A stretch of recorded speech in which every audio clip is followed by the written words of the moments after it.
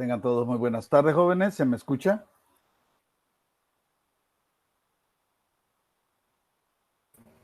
Sí se escucha, Lick. Qué bien, muy bien, estamos bien. Bien, espero que hayan tenido unas muy buenas vacaciones y hayan descansado lo suficiente. Ahora con las pilas recargadas, hay que seguir trabajando, ¿no?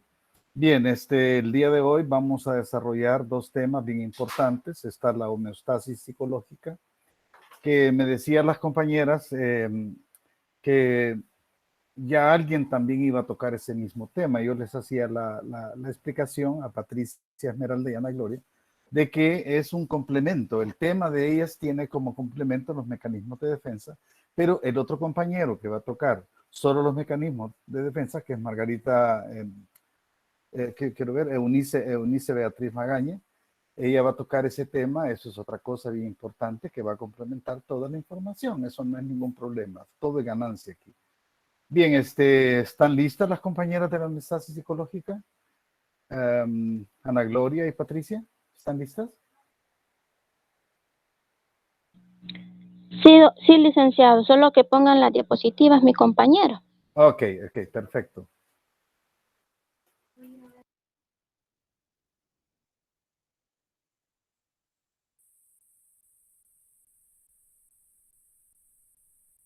No olviden poner su nombre en el chat para cuestiones de asistencia, así se lleva ese control.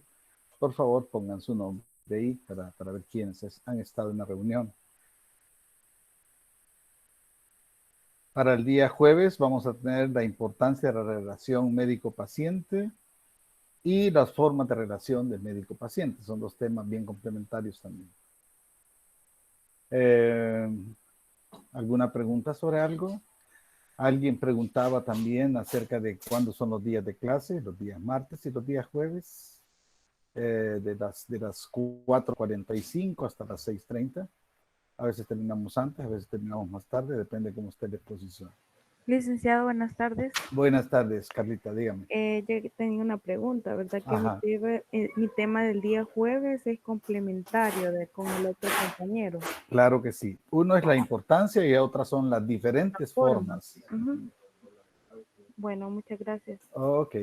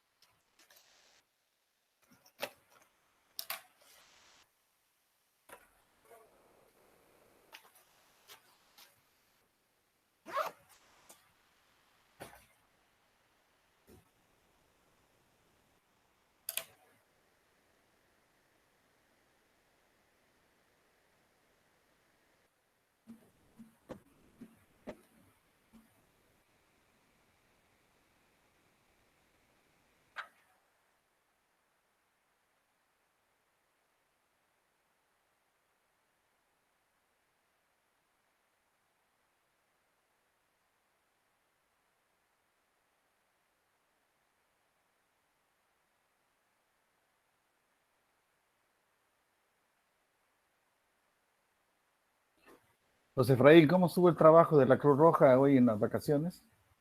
¿Estuviste en algún lugar destacado? No, para estas vacaciones no estuve estudiando. Vaya.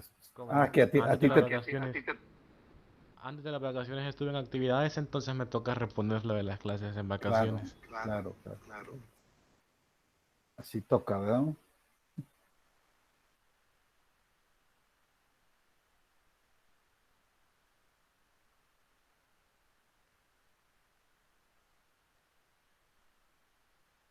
Ana Gloria, ¿tu compañera es la que va a proyectar?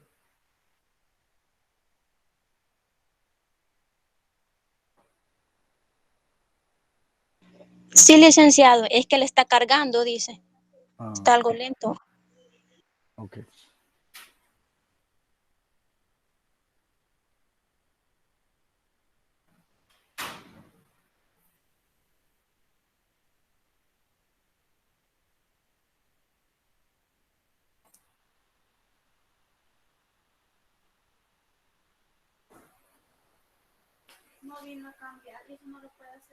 Es que ya voy a ir a ver. Pero ahorita no tengo clases también.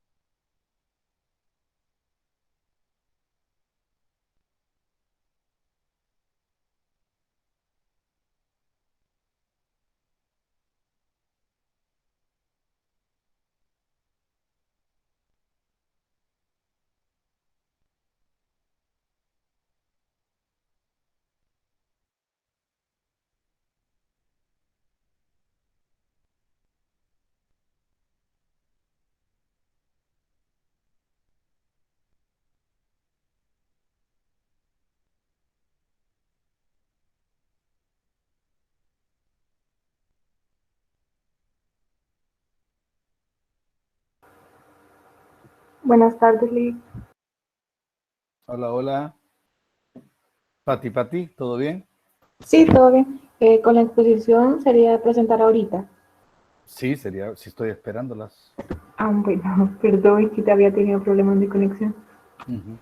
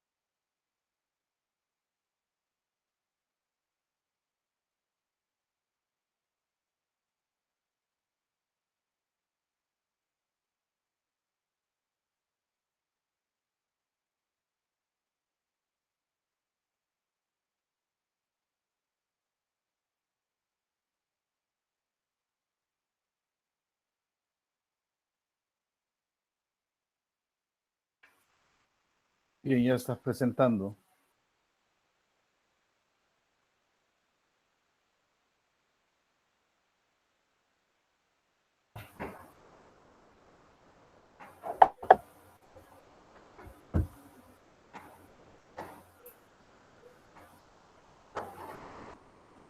Ya se ve la presentación, Liz. Ahí está Ahí, lista, ahí está. ahí se mira. Muy. Tengan todas muy buenas tardes. Este día nos ha tocado a mi compañera Ana Gloria Palma Sosa y a mí presentarles el tema homeostasis psicológica y mecanismos de defensa. Bien, para comenzar, les voy a empezar explicando sobre la homeostasis, que del griego homeo significa similar y estasis, equilibrio o estabilidad. Este es un conjunto de fenómenos o procesos de autorregulación que nos ayudan a mantener constantemente el equilibrio de nuestro medio interno. Concepto utilizado en biología y ecología que luego se extendió a otras ciencias como lo es la psicología.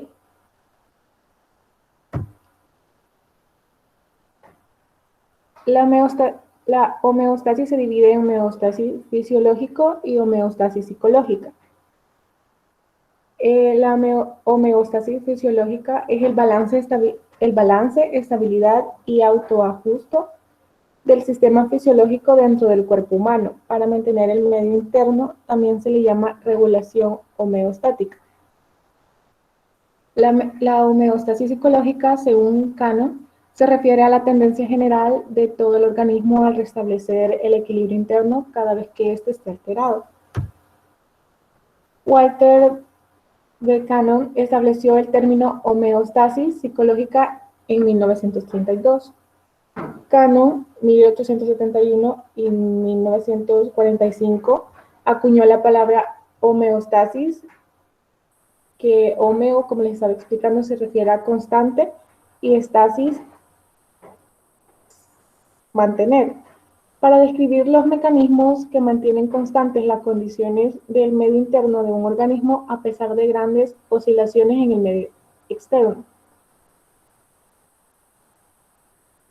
Homeostasis psicológica. La homeostasis psicológica es dada por el equilibrio entre las necesidades y la satisfacción, y en caso de que esas necesidades no sean satisfechas, se produce el desequilibrio interno. Roger entendió que el principio de la homeostasis se puede trasladar también a la psicología, tomando en cuenta la tendencia a la actualización y el crecimiento de la persona. Al no poder afrontar las situaciones o problemas y darse ese desequilibrio entre las necesidades y la satisfacción, la persona opta conscientemente por desarrollar o poner en función al mecanismo de defensa de manera de mantener el equilibrio psicológico. Patología. Al usar frecuentemente los mecanismos de defensa, se producen conductas o comportamientos inapropiados que producen o causan problemas o enfermedades en la salud física y mental. Lo ideal para cada individuo es poder o el tratar de afrontar la realidad tal cual es, buscando siempre la mejor manera posible de mantener el equilibrio psicológico u homeostasis, buscando siempre la manera de satisfacer las necesidades y de darnos siempre el bienestar propio, buscando opciones. En la realidad, no todas las personas pueden afrontar todas las realidades, porque el humano es un ser sensible cuya fortaleza mental no es igual en todos, ni las situaciones son iguales para todos los individuos. En los mecanismos de defensa son estrategias psicológicas inconscientes que usamos para afrontar la realidad y que nos ayudan a proteger la mente, refugiándonos, ya que no podemos afrontar en ese momento la realidad. Todos pasamos o tenemos procesos de homeostasis, tanto fisiológicas como psicológicas, por lo que casi todos en algún momento utilizamos mecanismos de defensa psicológicos para protegernos de algún estrés, incomodidad o malestar producido por una situación o experiencia desagradable. Algunos mecanismos de defensa para mantener la homeostasis psicológica son la compensación, el cual consiste en silenciar el sentimiento de inseguridad que el individuo siente, exagerando un rasgo real o ficticio que desea, y de esa manera logra sentirse más equilibrado.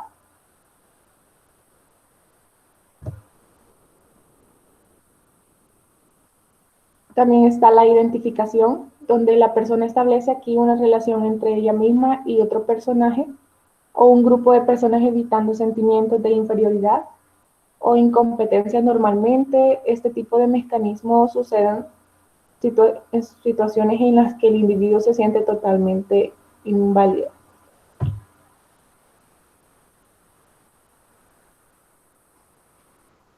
Muy bien, entonces voy yo. Entonces ahorita en este momento vamos a hablar un poco más sobre estos mecanismos de defensa que tiene la persona para poder mantener un equilibrio homeostático cuando esta persona no quiere afrontar la realidad porque siente que no puede llevar la realidad por sí mismo.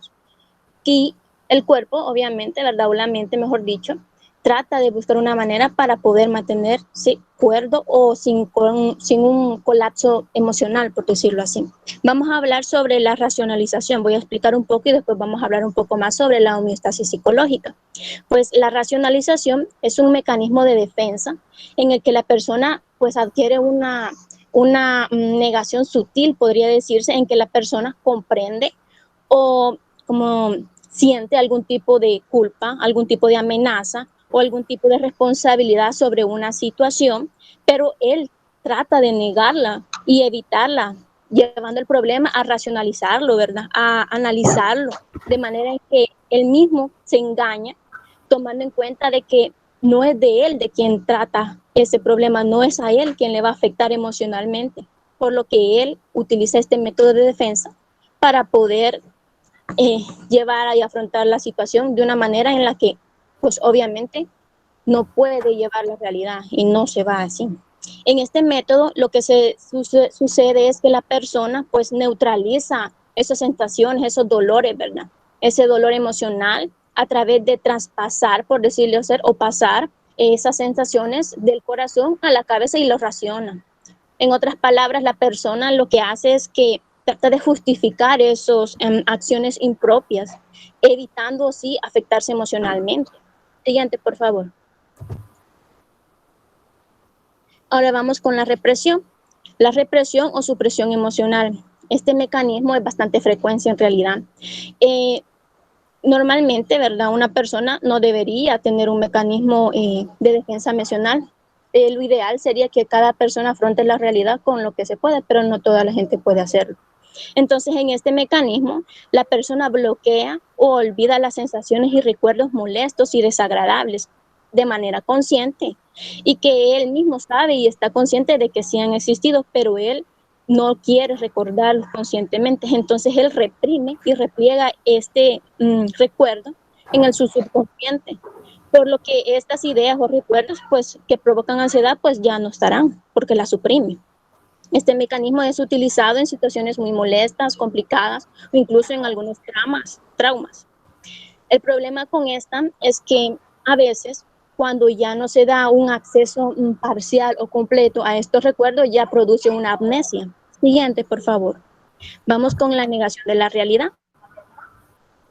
Pues esto es bastante común y se mira bastante mayormente en personas con edad más grave, ¿verdad? Más grande, personas de edad mayor, podría decirse, y en personas adolescentes también, que personas en la que la persona pues niega total o parcialmente la realidad, ¿verdad?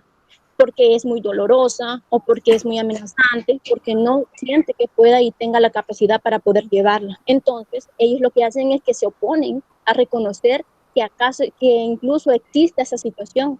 Se niegan a reconocerlo, incluso si saben y están conscientes que se están engañando a sí mismos. De esta manera, pues ellos se autoprotegen a través de todos los medios que tienen posibles. Y esta situación es bastante grave a veces, porque incluso hay personas que se cierran tanto a sí mismas que al final, pues el problema se agranda, y al final incluso no tiene solución. Un ejemplo de eso sería el suicidio, ¿verdad? Las personas que optan por quitarse la vida. Los padres, las personas que están relacionadas con ellos a veces influyen mucho en ellos y pueden incluso generar mucha presión para la persona. Y si esta persona es emocionalmente inestable o incluso si esta persona siente que no puede llevar ya así la vida, entonces esta persona opta por quitarse la vida. Y lo que sucede es que las personas que influyeron en esta decisión que él tomó, las personas que tuvieron que ver por sus acciones, por sus comentarios, etcétera, ¿verdad? Que tuvieron algo que ver en una decisión que esta persona tomó, pues niegan a ver, no quieren admitir, ¿verdad? Que fueron ellos quienes tuvieron parte de eso y entonces se y niegan por todos los medios posibles porque no quieren llevar esa responsabilidad de una vida. Ese es un buen ejemplo. Entonces hay otros ejemplos como el duelo complicado, que un familiar se muriera, una persona importante también. Otro sería también al enterarse de que uno está enfermo, ¿verdad?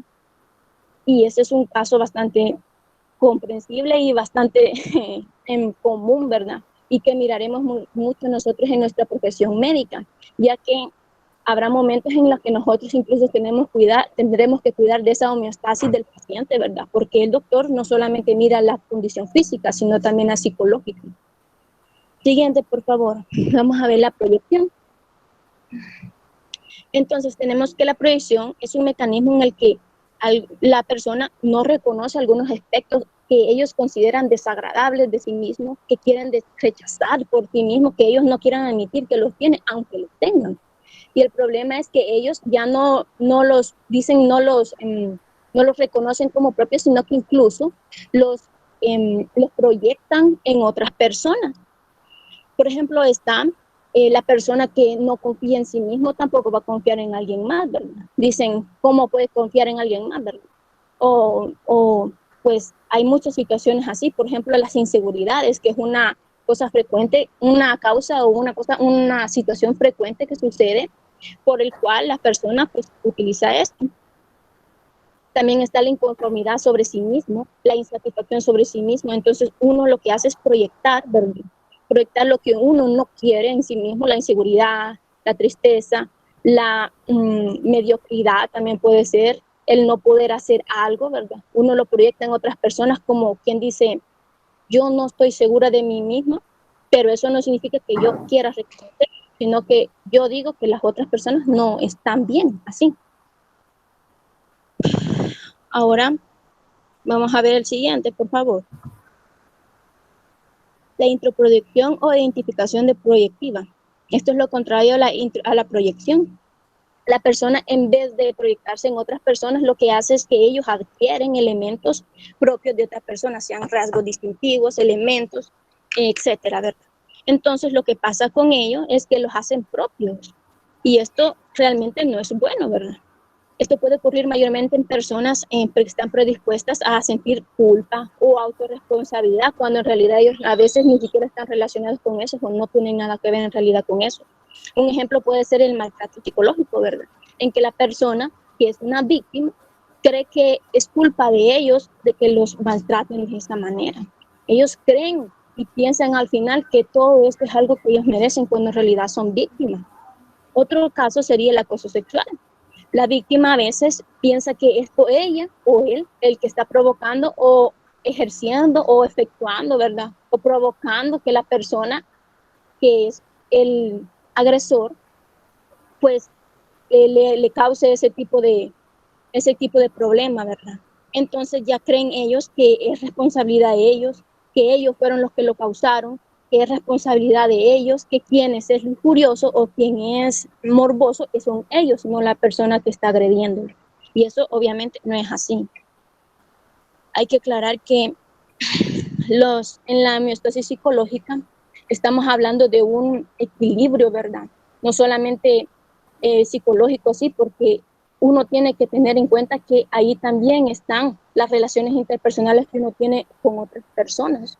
Y una persona que no tenga una buena homeostasis, pues será propenso, será predispuesto a cualquier método de defensa mental para poder sobrevivir y subsistir. Siguiente, por favor. Vamos con el desplazamiento. Este mecanismo es inconsciente y la persona pues separa el sentimiento, ¿verdad? Y lo desplaza y lo conecta este sentimiento de una persona o lugar en particular, ya sea hacia otra persona o un lugar en particular. Siguiente, por favor. Vamos con la disociación.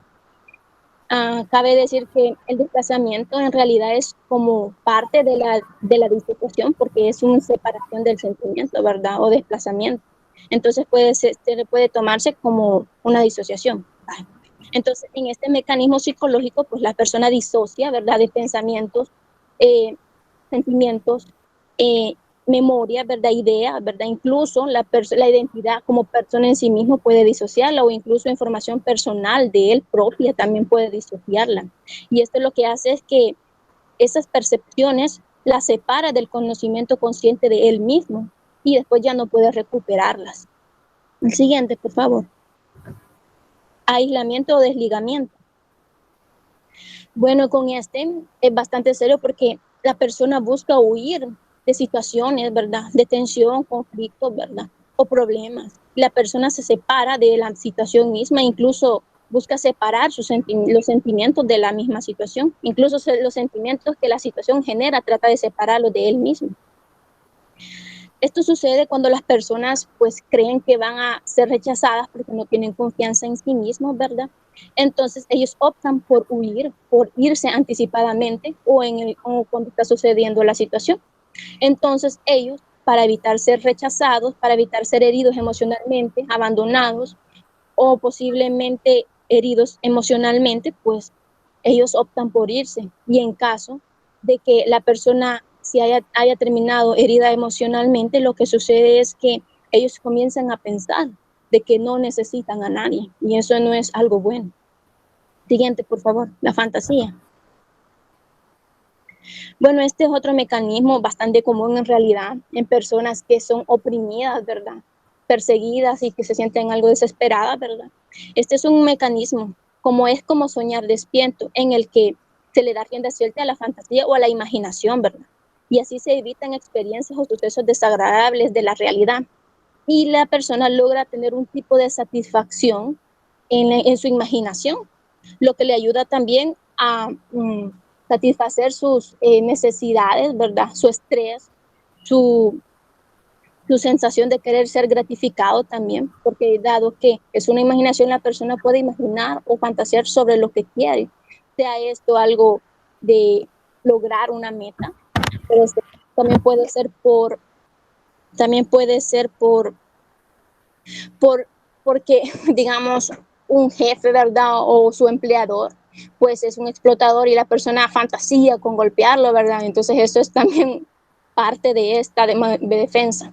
El problema con esta es, y por eso recalco yo que uno tiene que entender bien los grados de homeostasis, ¿verdad? Y los grados de los mecanismos de defensa, porque hay una delgada línea en el que es un mecanismo de defensa y cuando ya es una patología.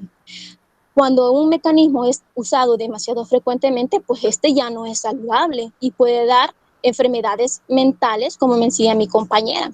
Por ejemplo, esta persona que fantaseó con golpear a su jefe, puede llegar un momento en el que él, por querer su satisfacción, ya ni siquiera va a notar si está en la realidad o en la fantasía y posiblemente dañe, golpee, incluso ira a su jefe, ¿verdad? Y eso ya no es algo bueno.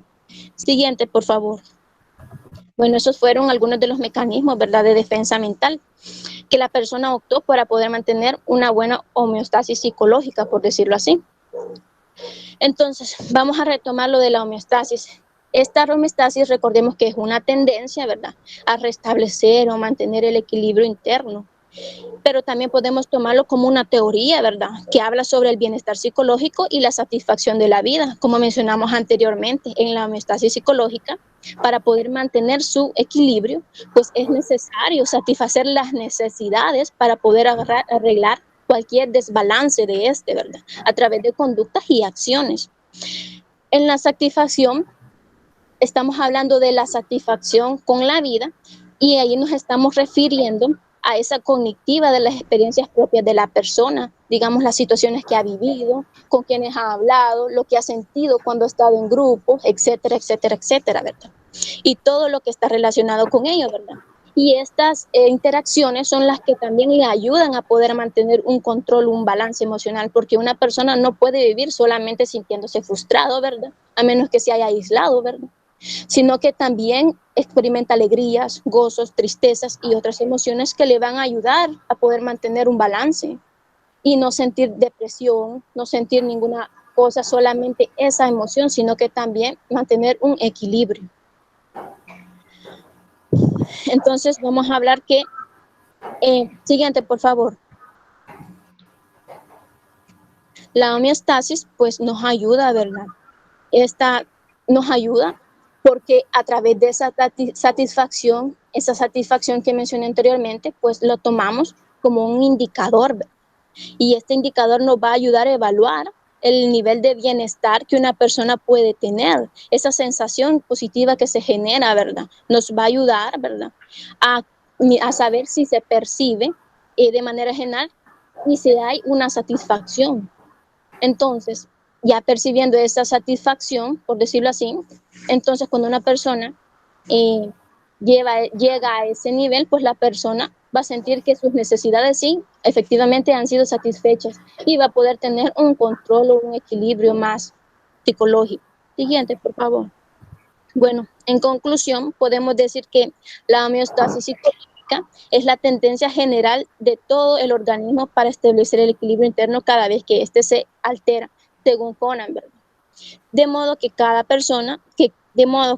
situación o problema que experimentamos, en estos ocurren, ¿verdad?, conductas o acciones que nos van a ayudar a poder mantener ese equilibrio homeostático psicológico.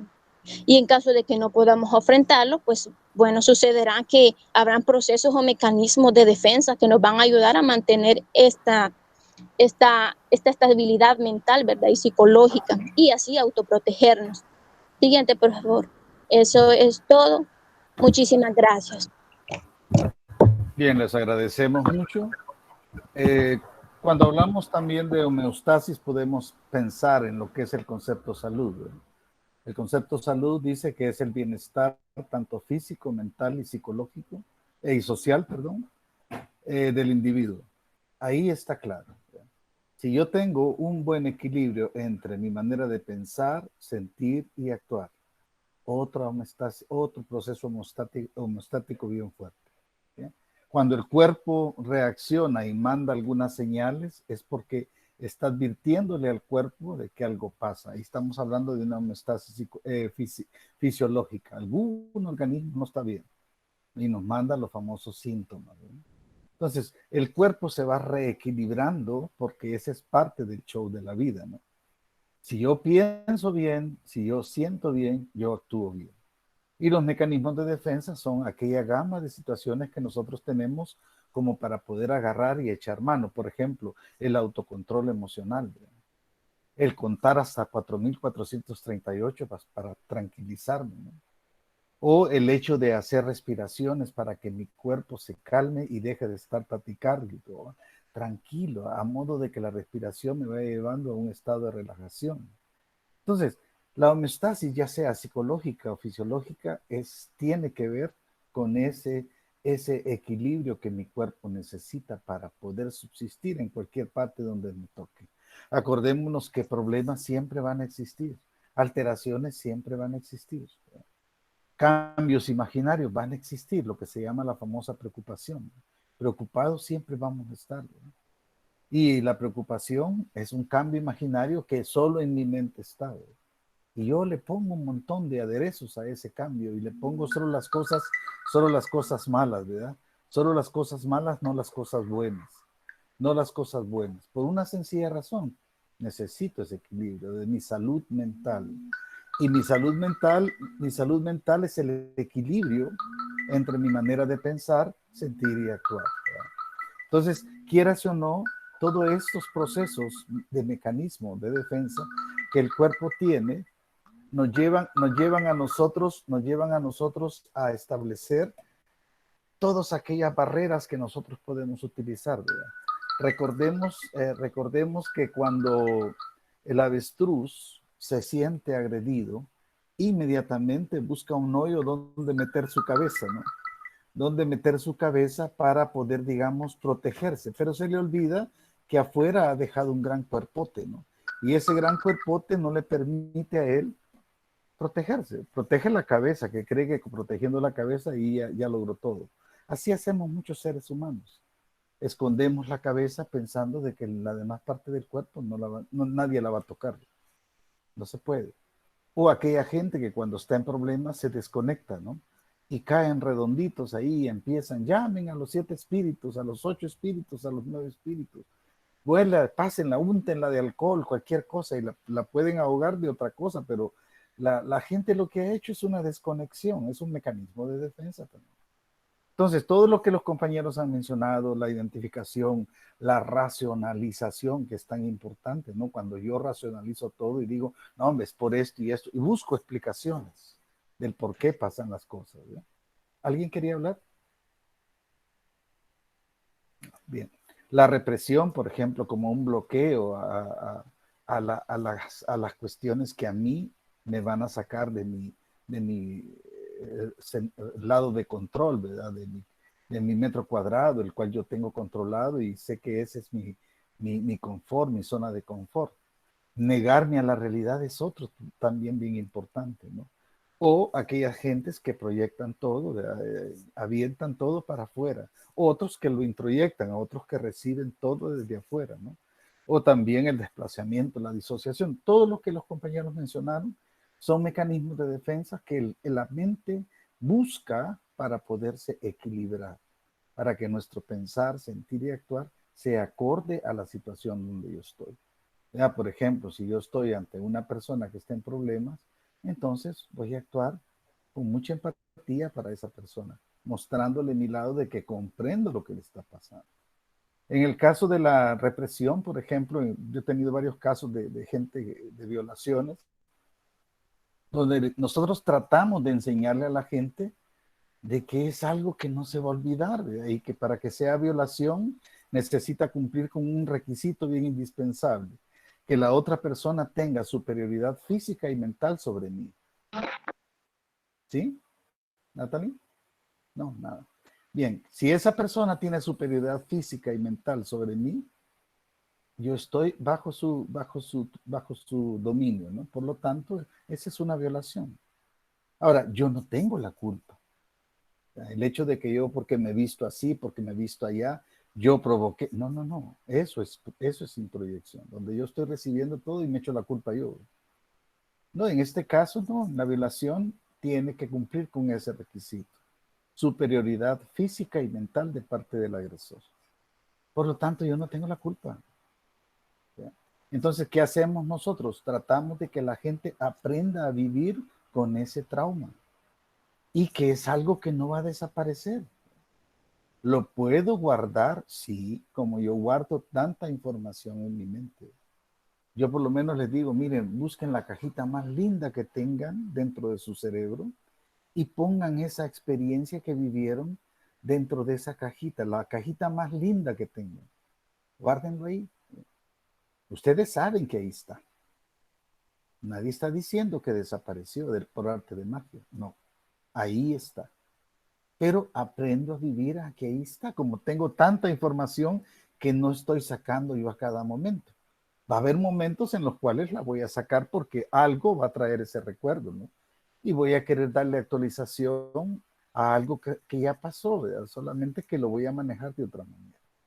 Fue bien interesante y lo más importante es que ustedes tengan bien claro, es el equilibrio que el cuerpo busca, tanto físico como mental, ¿verdad?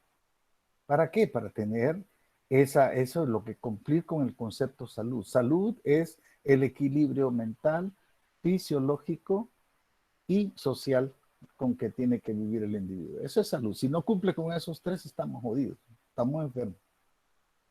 Yo tengo que tener ese equilibrio entre esas tres cosas. Para estar saludable, yo tengo que estar tanto física como mental, pero también como socialmente. Puedo estar bien físicamente, puedo estar bien psicológicamente, pero si estoy mal socialmente, estoy enfermo. Así no puedo convivir con las demás personas. ¿No? Puedo estar bien con las demás personas, puedo estar bien físicamente, pero mis pensamientos están en la calle, ¿verdad? En la Bill Street, como dicen. Mal, ¿verdad? Por lo tanto, estoy enfermo. Puedo estar bien socialmente, puedo estar bien psicológicamente, pero físicamente mi cuerpo está mal. Entonces estoy enfermo también. Para estar sano debo de cumplir con los tres requisitos. Bienestar, equilibrio, tanto fisiológico, mental y social. Bien, estamos bien. Continuamos con los compañeros que siguen, por favor, con el tema de los mecanismos de defensa. Cualquiera puede decir, esto se repite. No, ese es, démosle, que hay un montón todavía. ¿Estás lista ya, Eunice? Ahí está, Eunice. Sí, ahorita. Eso.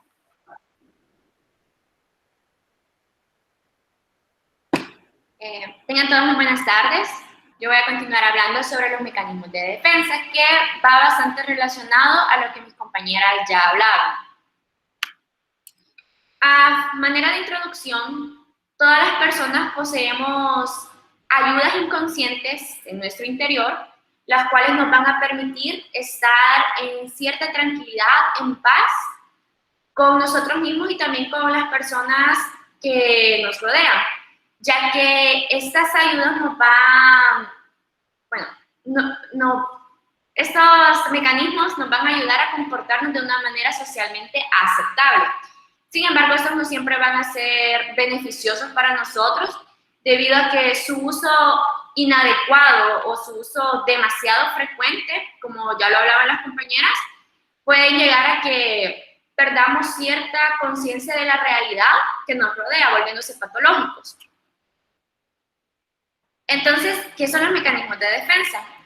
Los mecanismos de defensa son aquellos procesos que son inconscientes principalmente, que los individuos emplean para defenderse de emociones, ideas o pensamientos que van a producir ansiedad, sentimientos depresivos o incluso una herida en la autoestima si es que esto llega a la conciencia.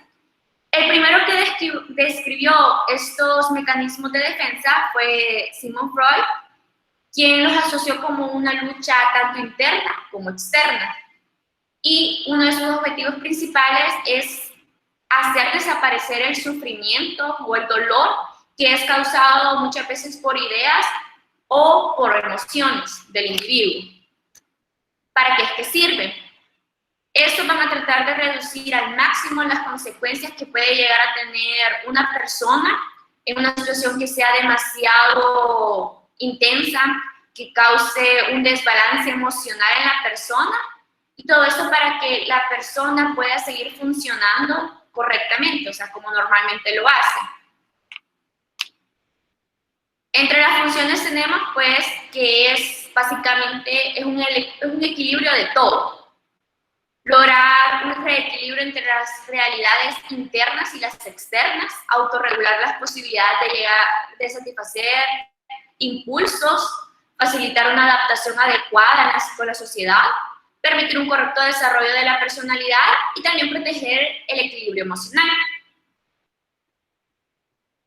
Podemos encontrar distintas clasificaciones de los mecanismos de defensa, pero yo me basé en lo que, como lo clasificó McWilliams, que él lo clasificó como en dos tipos, en los mecanismos de defensa primarios y en los mecanismos de defensa secundarios. Los mecanismos de defensa primarios son aquellos que aparecen durante las primeras etapas de la vida del individuo y que estas van a ir relacionadas con actitudes de negación de la realidad, es algo más fantasioso. Luego, en los mecanismos de defensa secundaria, estos aparecen durante épocas tardías del desarrollo de las personas y se van a caracterizar principalmente por preservar el criterio de realidad en las personas. ¿Y cuáles son los mecanismos de defensa primarios? Dentro de cada uno existen ciertos mecanismos más concretos. Vamos a ir hablando poco a poco, profundizando más en ellos. En los mecanismos de defensa primarios encontramos 9, los que pueden ver ahí, ya vamos a hablar sobre ellos. Luego tenemos los mecanismos de defensa secundarios, que estos son 14 realmente, pero hay un error, un pequeño error. Bueno, ya para profundizar un poco más en el tema, vamos a hablar sobre el retraimiento, que es el primer mecanismo de defensa, como lo clasificó McWilliams. Y el retraimiento consiste en que básicamente el individuo se va a encerrar en sí mismo, hay un alejamiento de la realidad para refugiarse, digamos que en un mundo de fantasías, en un mundo de sueños. Este mecanismo le va a permitir a la persona, al individuo, escapar de una realidad dolorosa, pero sin distorsionarla. Eso puede traer desventajas debido a que si una persona hace uso de este mecanismo de forma frecuente, sin control alguno, puede hacer de que se quede atrapado en esa fantasía y que pues se aleje realmente de lo que es la realidad. Un ejemplo de ello es, se han dado cuenta de que algunos bebés a veces están llorando y la verdad no se callan con absolutamente nada, los papás le dan algo de comer, el chupete, los intentan arrullar, pero el bebé sigue llorando, sigue angustiado. Entonces, el mecanismo de defensa, el mecanismo que ellos utilizan como protección a la angustia que ellos tienen, es dormirse. Y también a eso se le puede contar como retraimiento.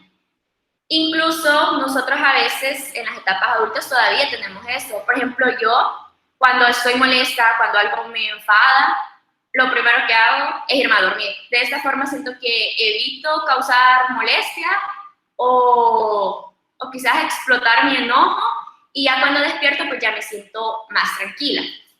Así que ese sería uno de los mecanismos de defensa primaria. Luego tenemos lo que es la negación. La negación consiste básicamente en el rechazo de aceptar lo que está ocurriendo y se basa en una convicción de si no lo reconozco, entonces esto no está sucediendo. Esta defensa incluso puede ser adaptativa en situaciones que son de crisis o de emergencia, ya que el reconocimiento de lo que está sucediendo puede ser paralizante para la persona en el momento. Por ejemplo, cuando un familiar, alguien querido, tiene un accidente, se han dado cuenta de que muchas veces las personas, a quien le toca hacer todos los trámites, ya sea de que muera o que se encuentre en la unidad de cuidados intensivos, esa persona actúa de una forma que uno dice, vaya, qué fortaleza la que tiene. Pero muchas veces quizás no es tanto fortaleza, sino que la persona trata de negar la situación, un estado de shock, muchas veces lo llamamos así, porque si acepta la realidad, pueda de que se paralice y ya no pueda quizás seguir con la situación en la que está viviendo. Y más adelante pueda de que ya lo acepte, pero como ya se vivió la crisis, ya quizás entre en un estado de depresión. Luego tenemos el control omnipotente. Este consiste en la fantasía de que la fuente de todo lo que sucede es los deseos de uno mismo. Básicamente, se considera que los demás no van a influir en nuestra vida según sea su voluntad.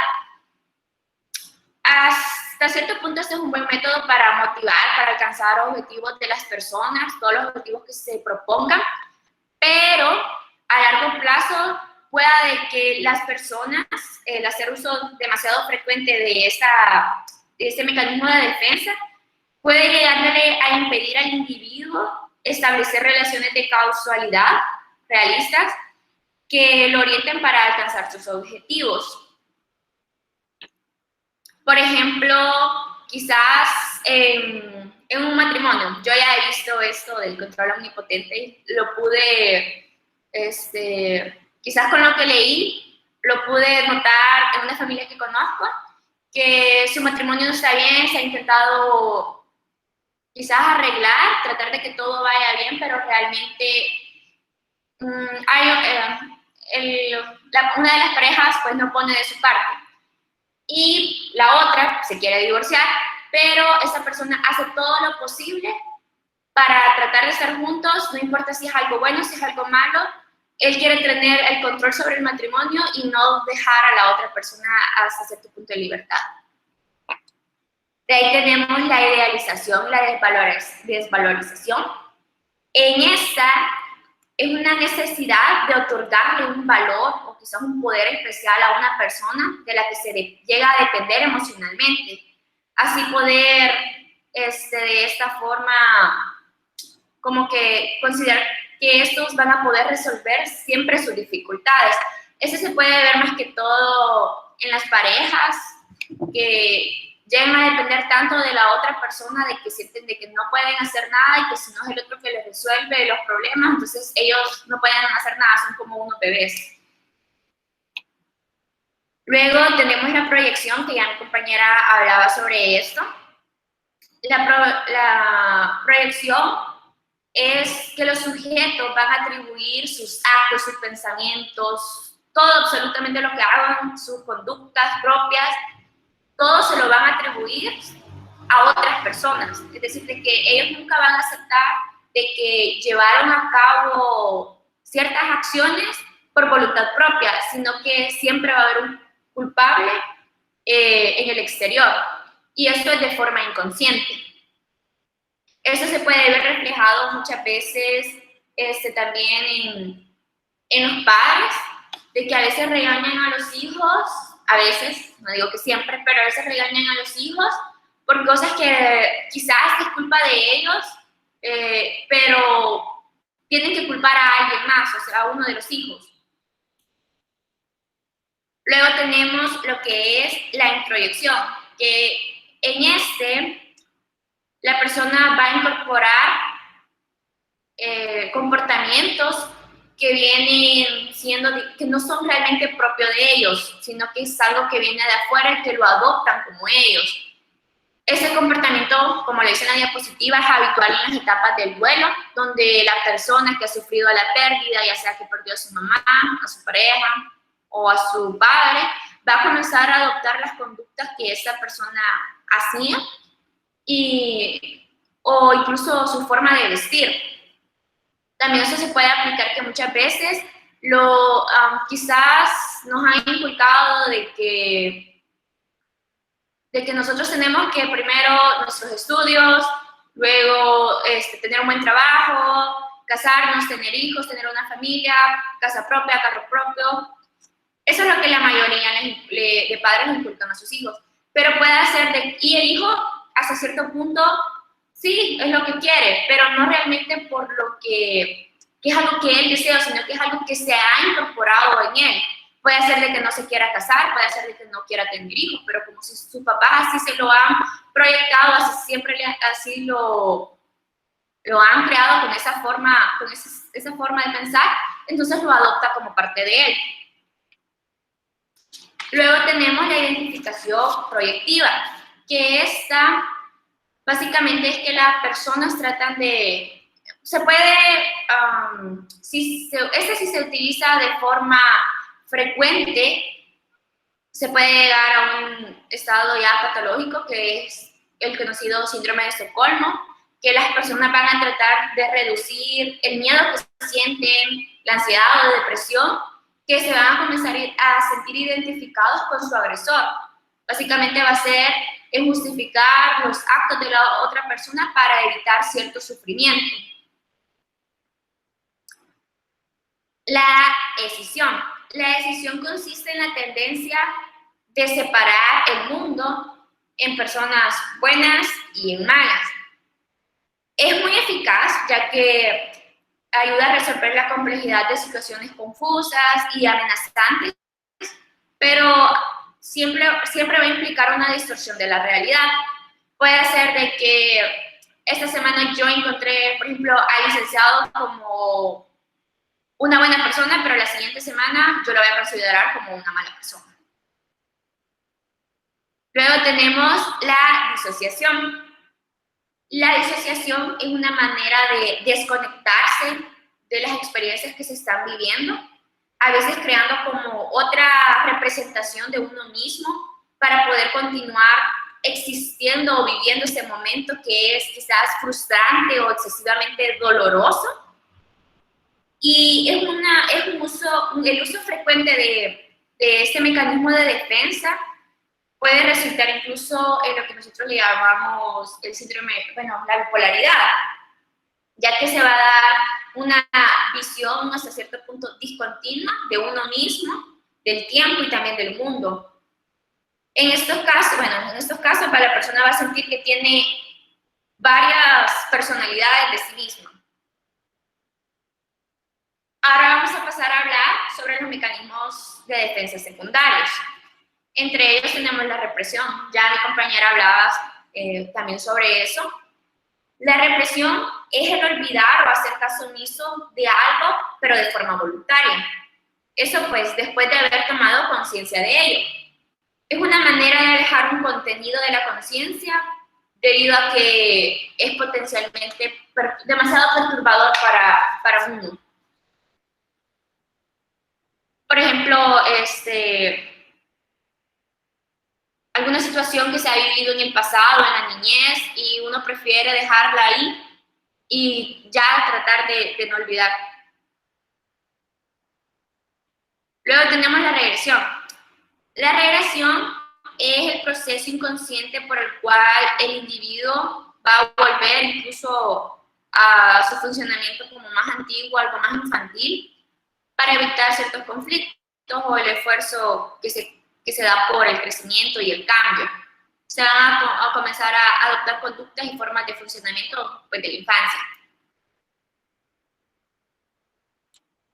De ahí tenemos el aislamiento, que el aislamiento básicamente consiste en separar los pensamientos de las emociones. Es un tipo de anestesia psíquica, que incluso puede ser muy útil en profesionales como en los cirujanos, que todos nosotros ya deberíamos de comenzar a emplear este tipo de mecanismo de defensa, debido a que se deben de separar las emociones y pensar más como con la cabeza fría, como se suele decir, en nuestro trabajo. Por ejemplo, en las cirugías, hasta cierto punto se debe ser así, o en el ejército, jueces también. Luego tenemos la intelectuación, La intelectuación es una forma de aislamiento que reconoce como el afecto intelectual, pero no lo siente. El afecto se puede decir que teóricamente aceptable, pero el individuo no lo va a expresar, va a ser como inhibido ese afecto.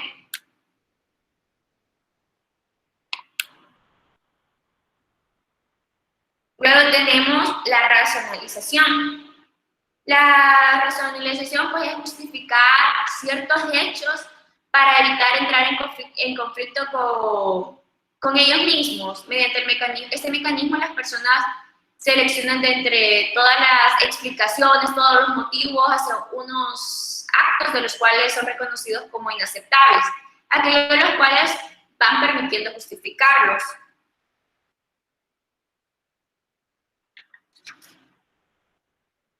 Tenemos también la compartimentalización, que la compartimentalización, este mecanismo de defensa, es empleado por las personas que tienden a tener dos o más ideas. Les permiten dos condiciones conflictivas que existan en confusión, vergüenza, culpabilidad o ansiedad, y de este modo pueden permitir que ambas ideas no entren en conflicto y que se contradigan en su mente, sino que existan a la vez. Luego tenemos la anulación. Este mecanismo de defensa consiste en el esfuerzo inconsciente de compensar alguna emoción dolorosa, ya sea, bueno, generalmente culpa o vergüenza, con un comportamiento que lo va como a borrar mágicamente. Un individuo que siente que está haciendo daño a otra persona puede intentar, por ejemplo, un hombre, como dice ahí también en la diapositiva como ejemplo, está ejerciendo violencia sobre su pareja, pero él va a tratar de ganársela,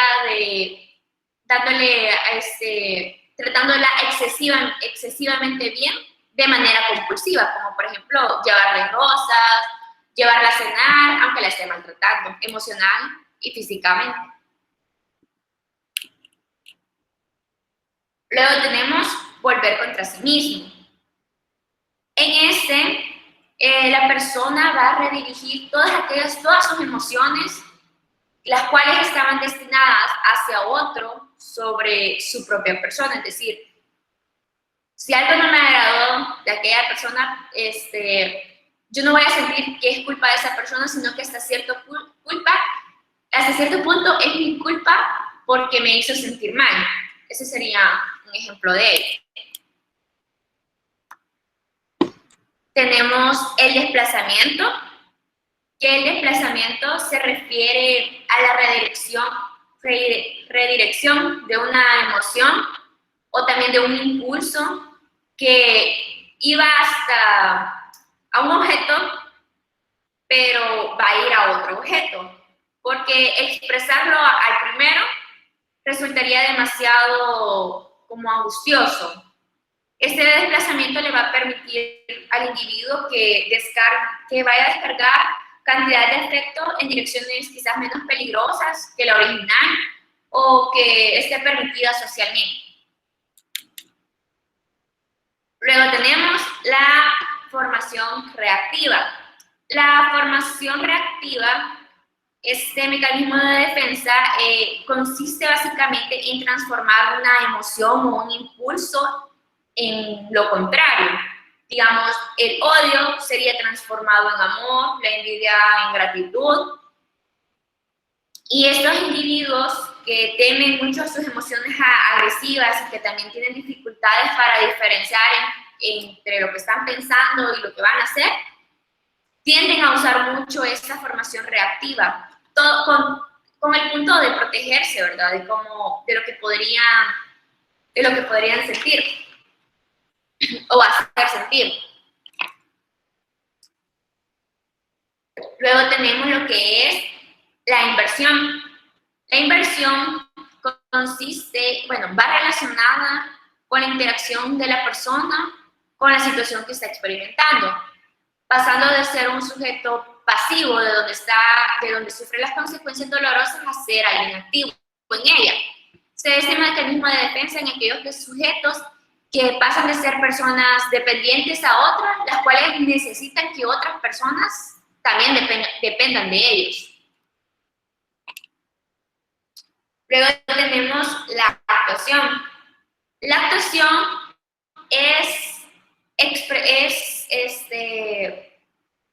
las personas, el individuo expresa sus deseos o conflictos inconscientemente a través de sus acciones.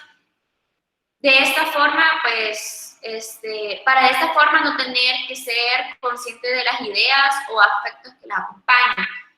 Se considera también como un mecanismo de inversión.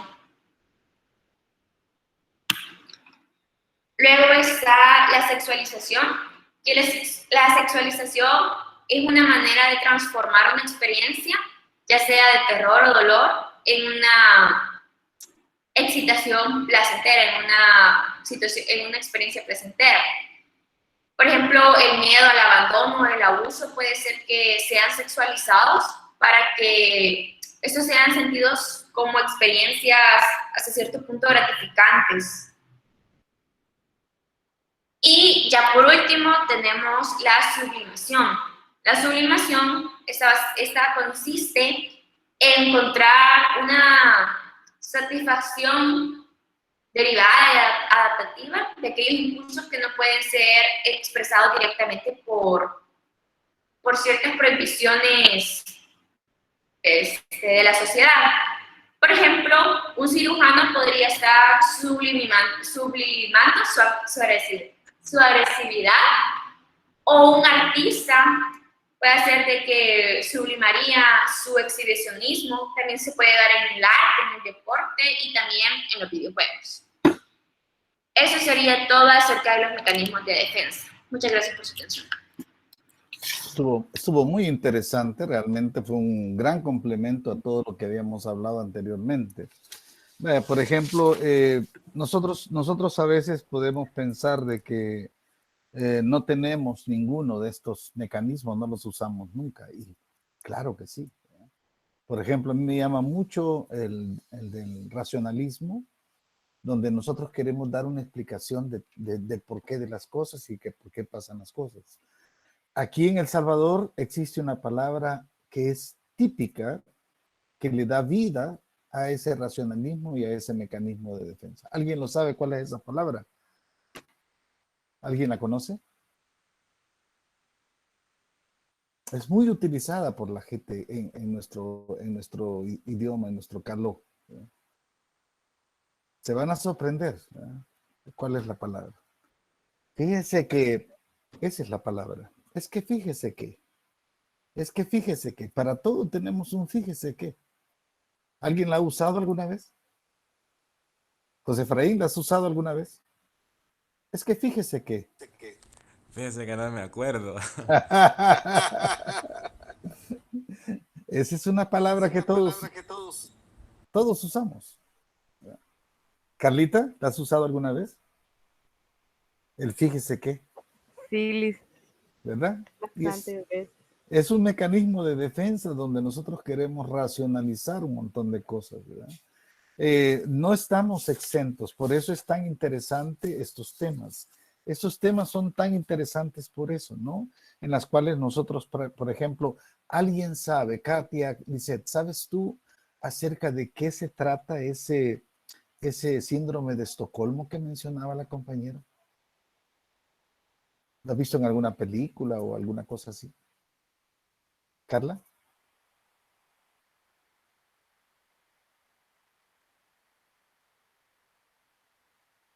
Alejandra Daniela, ¿lo has visto alguna vez en alguna película ese síndrome de Estocolmo? ¿Lo has oído mencionar? Sí, he visto en más que todo películas así como de secuestros. Ajá. No recuerdo exactamente la película, pero sí, ahí lo mencionaron. ¿Y de qué crees tú que se trata el síndrome de Estocolmo? Pues yo pienso que es cuando la víctima como que se empieza a identificar con su agresor. Exactamente, ese es el famoso síndrome de Estocolmo. Eso sucedió durante un robo, creo, a un banco en Estocolmo y prácticamente al final terminaron defendiendo los secuestrados, las víctimas, terminaron protegiendo a sus victimarios, se puede decir, ¿no? Eso fue lo que pasó. ¿Se dan cuenta cuánta cosa de lo que se ha hablado aquí nosotros lo hemos tenido en cualquier momento de nuestra vida? Y son mecanismos de defensa que uno utiliza cada rato, ¿verdad? No olviden el famoso fíjese que, ¿verdad? Esa es una de las justificaciones y de las excusas más utilizadas por nosotros los salvadoreños. Yo gozaba mucho cuando los alemanes me decían, es que ustedes para todo tienen un fíjese qué. Y tienen razón, ¿verdad? Nosotros siempre tenemos un fíjese qué, ¿verdad? Para lo que estamos hablando. Por ejemplo, otra de las cuestiones es el aislamiento, la introyección, la proyección, el control omnipotente. Todo eso, hay un montón de factores que nosotros debemos de revisar, más en la profesión médica. ¿Ya? Hay que revisar todo eso a modo de que tomemos un pedacito de pancito para nuestra matata, lo guardamos ahí, y qué son cosas que nosotros podemos hacer, qué cosas no debemos hacer. ¿Ya? Porque eso es bien importante, tener ese control emocional en cualquier momento de nuestra vida, ya sea profesional o personal. Ahí está la cuestión. Jóvenes, estamos bien. El tema fue desarrollado con bastante entereza. Los dos temas fueron desarrollados así. Ya aprendimos algo sobre la homeostasis, de que realmente es el equilibrio que tanto busca el cuerpo, como tanto fisiológicamente como psicológicamente, ¿no? Es donde nosotros debemos de utilizar. Y también todos los mecanismos de defensa que existen, que nadie de nosotros, que quede claro, ni yo, que puedo tener mucho conocimiento de la conducta humana, sí caemos a cada rato, ¿verdad? Y entonces debemos de tenerlos bien claros, a modo de que se pueden volver cuestiones que se utilicen esporádicamente, pero que no se vuelvan patológicas. Eso es lo que tenemos que tener mucho cuidado. Y a Eunice lo decía perfectamente, cuidadito con la cuestión de que esto llegue a ser una patología. Entonces sí estamos en problemas. Vamos a llegar hasta ahí, jóvenes. Cuídense mucho, ¿verdad? Vamos a esperar el día jueves que se van a desarrollar los temas, la importancia de la relación médico-paciente, otra cosa que es pan para su matata, pan que van a echar ustedes porque ustedes van a tener como principal personaje de su trabajo al paciente, ¿no? Por lo tanto, yo debo de mantener una buena relación con ese paciente. Si yo logro tener un buen acercamiento, un buen rapport, una buena empatía con el paciente me va a colaborar. Y ustedes viven de la información que el paciente les pueda proporcionar. Mientras más información el paciente les proporciona a ustedes, más fácil se hace su trabajo, más seguro se hace su trabajo, más cabalístico o llegar al meollo del asunto se hace su trabajo. Así funcionan las cosas. Bien, entonces vamos a quedar hasta ahí, nos vamos a ver el día jueves. Vamos a tener esos dos temas, la importancia de la relación médico-paciente y las diferentes formas, ¿verdad?, de relación médico-paciente. Usted puede elegir sobre en cuál forma usted se va a sentir mucho más cómodo trabajando con su paciente. De eso se trata. Ponerle una gama como un naipe grandote donde usted escoge la carta que usted quiere. Esto necesito yo, esto me puede servir a mí, esto va con mi forma de pensar, sentir y actuar. Esto es como yo idealizo la medicina. Usted puede tomarlo perfectamente. Vamos a llegar hasta ahí, jóvenes. Cuídense mucho. Primero Dios, nos vemos el día jueves. Vamos a terminar de desarrollar esos dos temas y se van dando cuenta cuán importante es la investigación que ustedes están haciendo, ¿no?